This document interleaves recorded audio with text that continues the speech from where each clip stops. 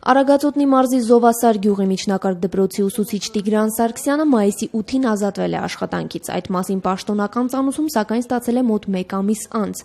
Ինֆորմատիկայի եւ մաթեմատիկայի ուսուցչի պնդմամբ աշխատանքից ազատվել է իր աշխատավարձից պարտադիր կուտակային պահումներ չկատարելու մասին գրած դիմումի պատճառով։ Պաշտոնական հիմնավորումը մինչդեռ այլ է՝ 1 օր անհարգելի պատճառով աշխատանքի չներկայանալը։ Իմ մեջ ինքը վտանգ էր տեսնում, շատ հարցեր էի բարձրացնում, այդ թվում նաև կարևորագույն հարցը այդ կենսաթոշակը, որպեսզի պարտադիրը չպահի իմ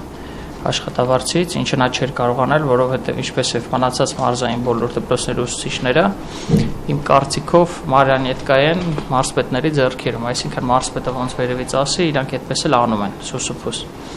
Այսինքն իրանց վերևից հրահանգ չկար չպահելու մասին դիմումներն ընդունելու եւ այդ գործը առաջ տանելու։ Դրա համար չի ազատվել, հերյուրան կա, տեխնիկային կանոն։ Ինձ անհարգելի բացատրելը դրա համար ազատվել։ Նախ ինքը պետքա դեռ կարողանա ապացուցի, որ այս աշխատանքի հետ օրը չեմ եկել։ Չնայած պատկան մարմինների բազմաթիվ հայտարարություններին այն մասին, որ ուսուցիչներն առանց կաշկանդվելու կարող են իրենց աշխատավարձերից պահումներ չկատարելու մասին դիմումներ ներկայացնել, իրենք ուսուցիչները շարունակաբար ահազանգում են այն մասին, որ տնօրենները համապատասխան դիմումի դեպքում իրենց սպառնում են աշխատանքից ազատմամբ։ Զովասարի դպրոցի արդեն նախկին ուսուցչի խոսքով դպրոցում 10-ից 15 ուսուցիչներ կան, ում աշխատավարձերից պահումներ են կատարվում, սակայն որևէ մեկը առայժմ դիմում չի ներկայացրել։ Միակ այդ հարցը բարձրացնողը ես եղա ու միակը ես ազատվեցի աշխատանքից։ Կարծում եմ, որ դա հենց անձնավորված մոտեցում է եւ աշխատանքի չներկայանալը 113 հոդվածը, որ դա ուղղակի առիթ է, այսպես ասեմ, ով ուզում է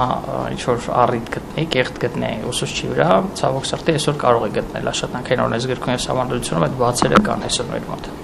Դեմեն պարտադիրին նախաձեռնության անդամ Լևոն Հարությունյանը կոչ է անում 1974 թվականից հետո ծնվածներին, չնայած այս փաստին չվախենալ գործատուին դիմումներ գրելուց եւ պայքարել։ Երբ որ ոտնահարվում է իրենց իրավունքը, իրենք չվախենան։ Կլինի դա դիմում գրելու ձևով, կլինի դա ոտքի կանգնելով, թե ինչ, մարդիկ պետք է